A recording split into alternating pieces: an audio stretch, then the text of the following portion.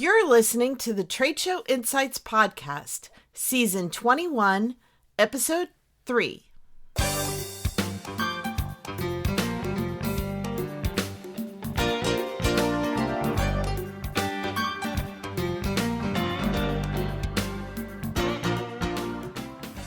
I'm your host and exhibit marketing strategist, Marlis Arnold, bringing you tools to improve your exhibit results. On today's episode, brought to you by the Exhibit Marketers Cafe, we're talking about an organization that advocates for our industry in Washington, D.C., and what you can do to get involved.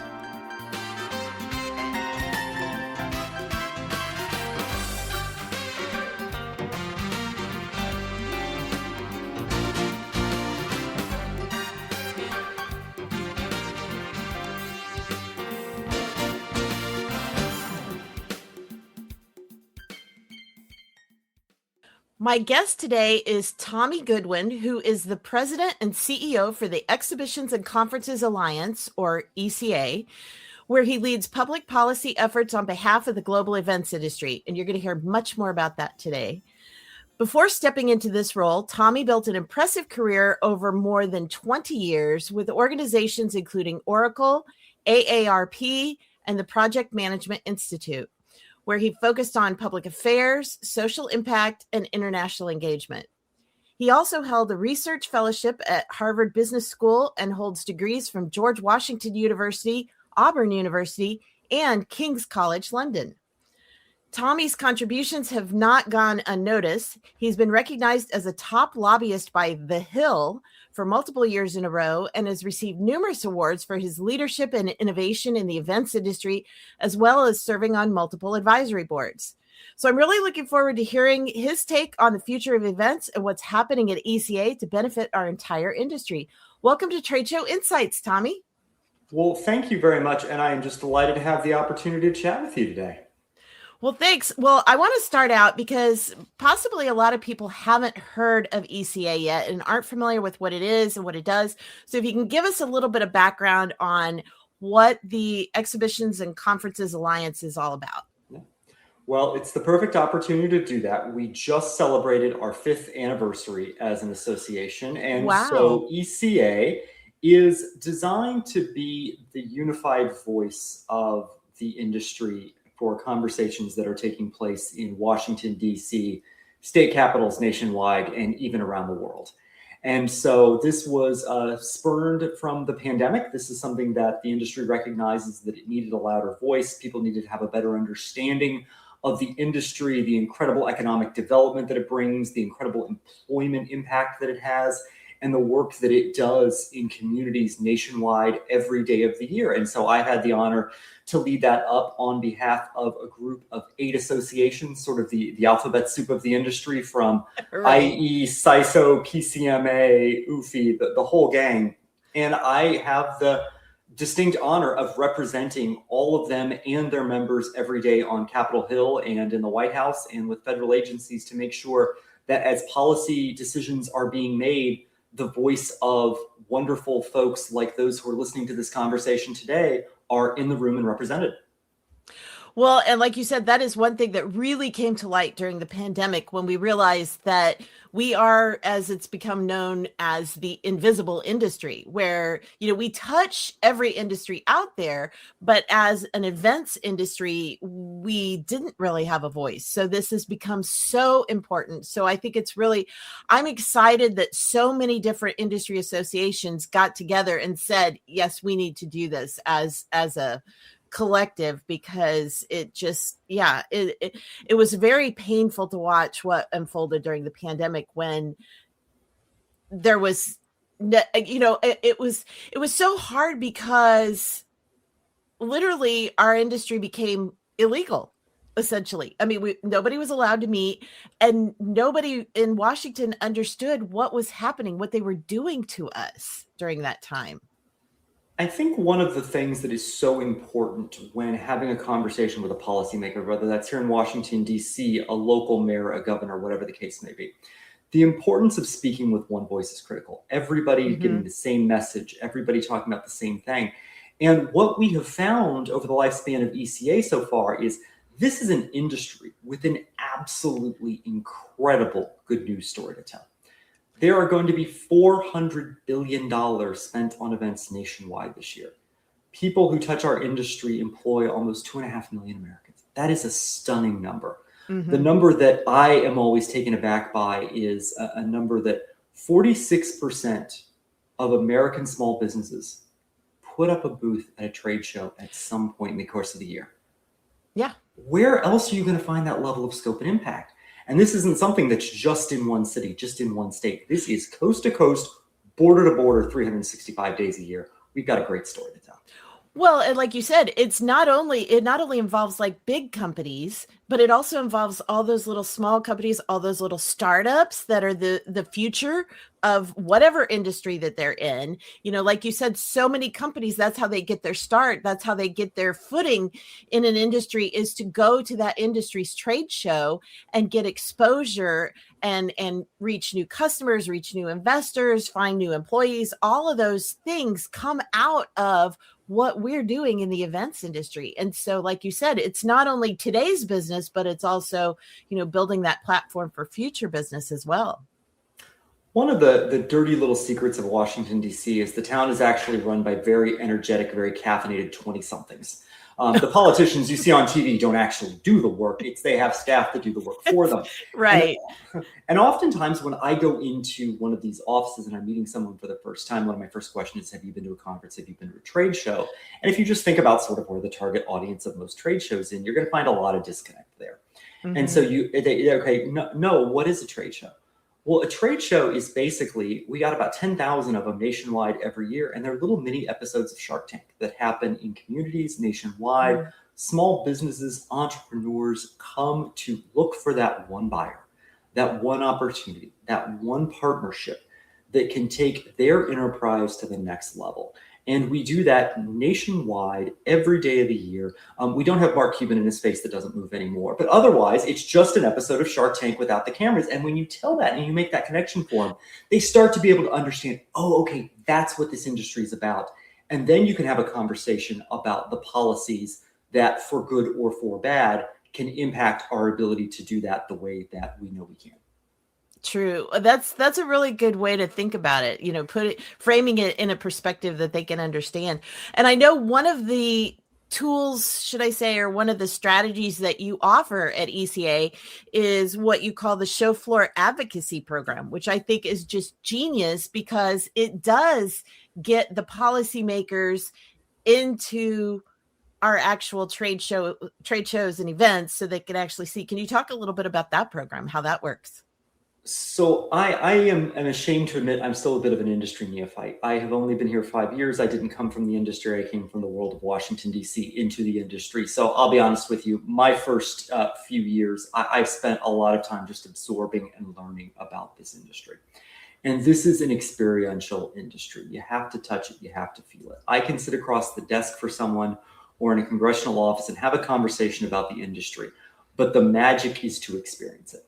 Mm-hmm. And what we do with the show floor program is ECA will help anyone who is trying to bring a policymaker, a member of Congress, a mayor, a governor, a city council member, whatever the case may be, to come out to an event and understand, get a little peek behind the curtain.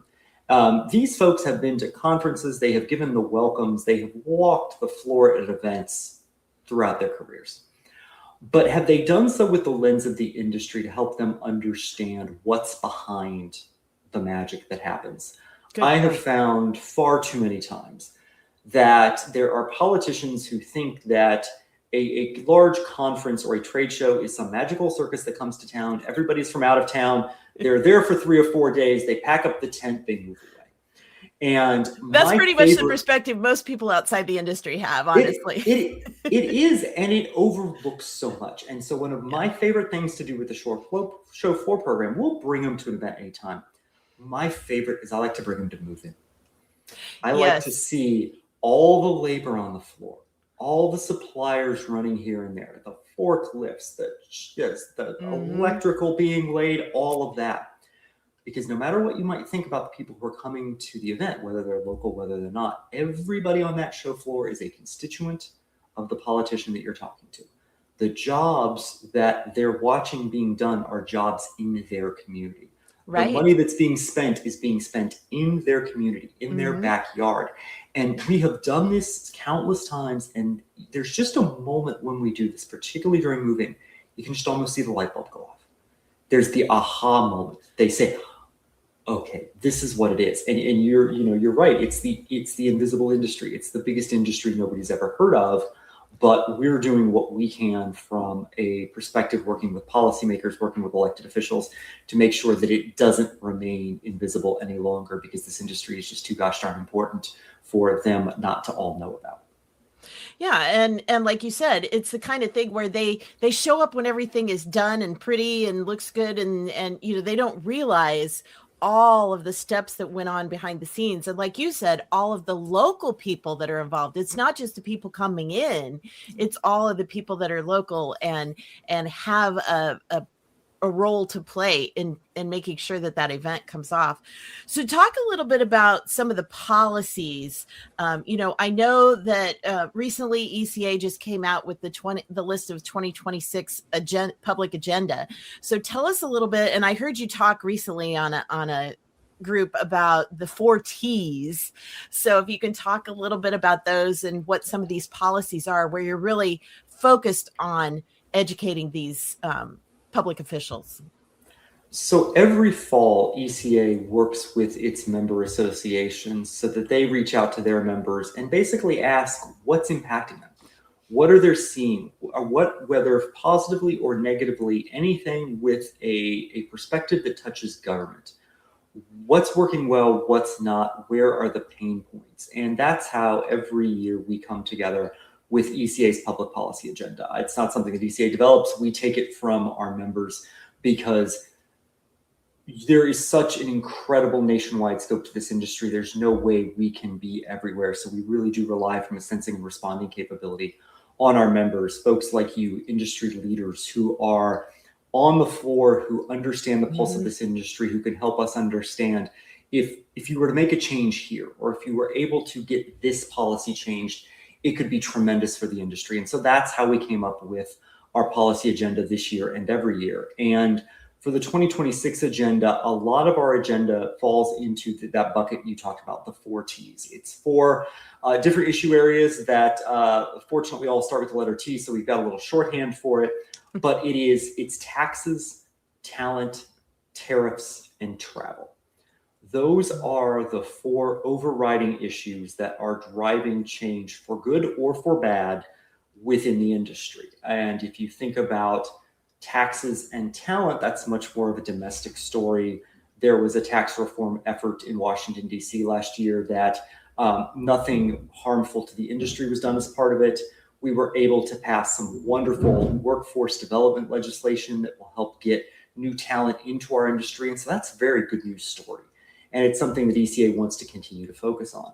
Now, if I look at those other T's and I think about tariffs and I think about international travel, that's a very different conversation. The uncertainty, the sentiment of people not wanting to come to America for events from abroad, some of the travel restrictions, the barriers that we're putting in place for both goods and people to come to America as part of our wonderful event ecosystem.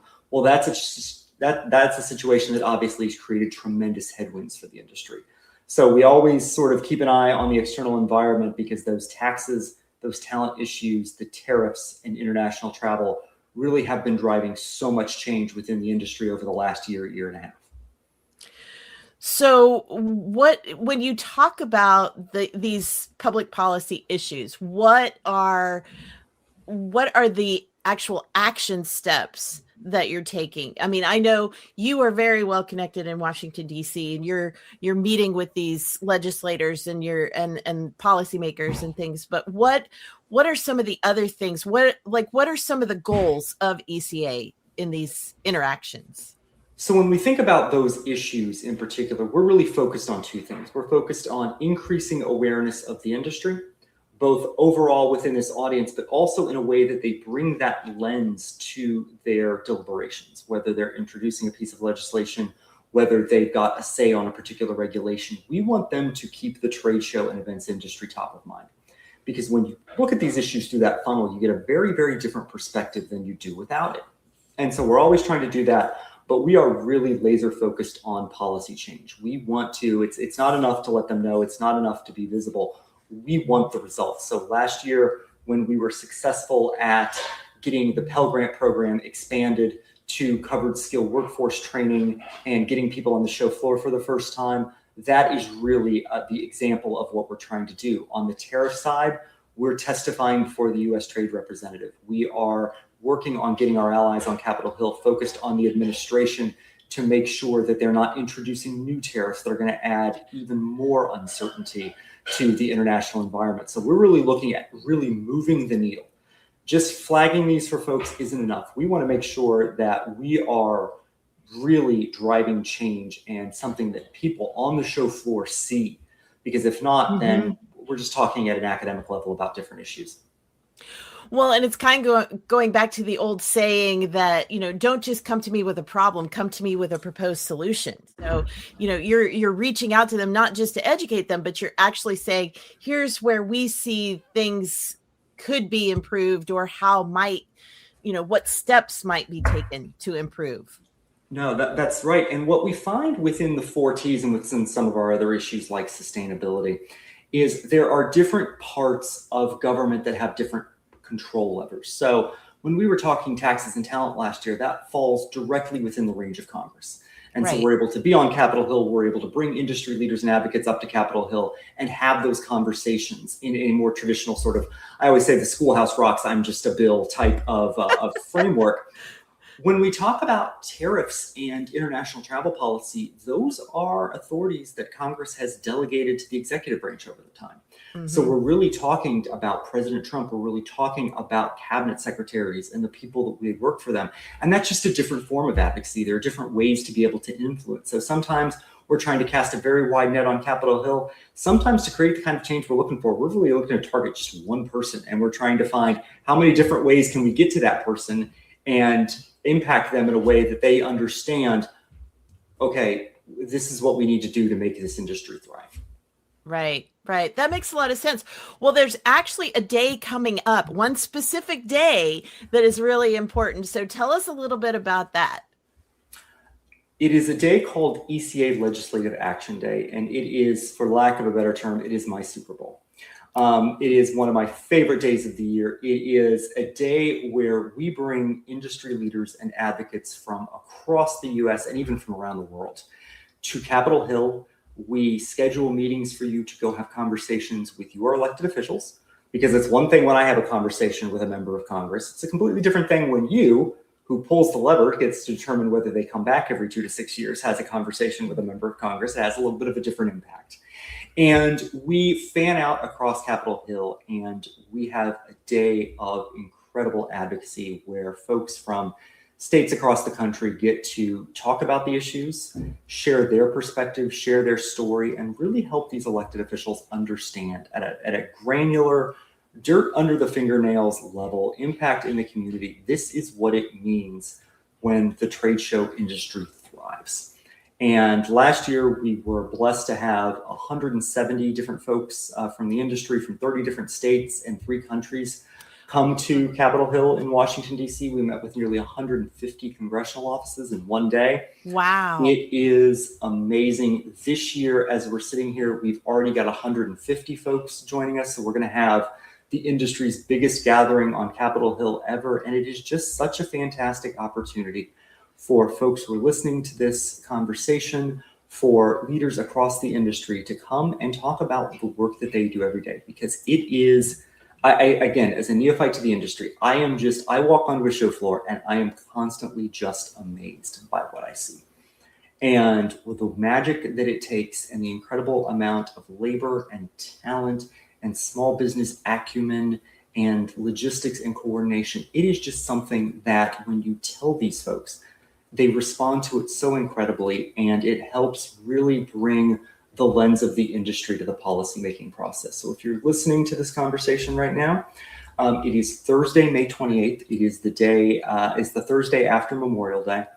It is. We like to bring folks to DC before the weather goes too bad for the summer, and it's 100 degrees, 200 degrees outside with 100% humidity. It's still a nice time to visit DC, but it is really an unparalleled day of both advocacy and an incredible cross-industry networking opportunity. This is because of who we represent. We represent the show organizers, the meeting strategists, the venues, the stand builders, the contractors. We bring groups of people from across the industry together that don't often have that chance to connect. And so, yes, we're there for a very worthy cause. We're there to advocate for the industry, but there are some connections that are made during those events in what is really just an incredible environment. You're walking the halls of Capitol Hill for the day. You are a participant in this amazing democratic process that we're celebrating 250 years of this year. And it is really, I encourage everybody who comes to Legislative Action Day at some point in time during the day, just zone out. Let your eyes go a little bit heavy, take a step back, and just realize you are part of one of the most incredible things you will ever do on that day.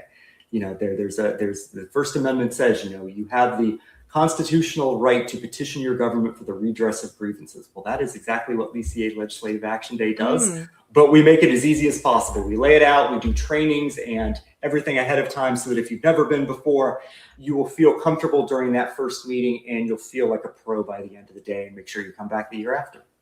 Well, that was one of my questions, because I'm sure some of the people listening would be like, well, I don't have any idea how to do that kind of outreach and approach. And so it's good to know that there's lots of training involved, and nobody has to just be thrown into the deep end on this. So, and we'll have a link in the show notes as well. So check that out for how to learn more about. And if you happen to be listening to this in the archives down the road and May 28th has already passed, go to ECA's website, because there'll be information. This is something that happens every year in May. So if you miss it this year, start planning for it in future years to get involved in this process. So what advice would you give to emerging leaders in the industry? How can they really get involved and really help to move all of these policies and strategies forward? Well, every leader, every individual in the industry is welcome at ECA. We need everybody's voice. This is something that we do collectively, and all of us are significantly stronger together than all of us individually. So we have something we have called the ECA Advocacy Network. If you go to our website, it's ecaadvocacy.org. You will see the Action Network there. And what it does is, for those who can't come to Legislative Action Day, or for those who do come to Legislative Action Day but want to get involved and stay involved year round, we have tons of different ways for that to happen. You mentioned the show floor program earlier that we love. We have another program called the Social Influencer Program. So much of the political conversation these days is driven online. We won't talk about whether that's a good thing or not, but it is. And so ECA and folks who are active on social media have an opportunity to share information about the priorities of the industry, tag their policymakers, and participate in the conversation there. We've got setups where you can email your member of Congress with just a few clicks, whether you're in the office, whether you're at home, whether you're on your phone, or whether you're actually even on the show floor. We can get you involved that way. We can help you with writing op-eds or letters to the editor of your local media outlet. We've got different ways that, however much time, however much energy, however much talent you would like to contribute to the advocacy mission of the industry, go to ecaadvocacy.org, and we will absolutely find a home for you to do that, because your voice is so incredibly critical in this space. I love that. Like you said, there's so many ways to get involved. You don't have to just go to Washington. There's so many other ways to get involved, to be a voice for this industry. So, Tommy, thank you so much for coming today to Trade Show Insights and giving us a lot of behind the scenes ideas of what's going on, what's being done for our industry, how you and your cohorts are really making a difference, and how we all, like you said, how we all can have a voice in where the future of this industry goes. So any final thoughts, Tommy? I just thank you very much for the opportunity. Your generosity in lending us your platform to get the word out is incredible. And if you're listening to this conversation, I would just encourage you to get involved with ECA and for the industry's advocacy work, because what happens in Washington, D.C., I think right now has never been more impactful on the industry than it is right now. And I don't see that changing in the near future. So when you're thinking about what the future of the industry is and the direction the industry is going, we need to be in Washington, D.C. shaping that, and you can be part of that journey. So we invite you and we welcome your advocacy. All right. Thank you very much. And everybody listening, go out there and get involved and have a say.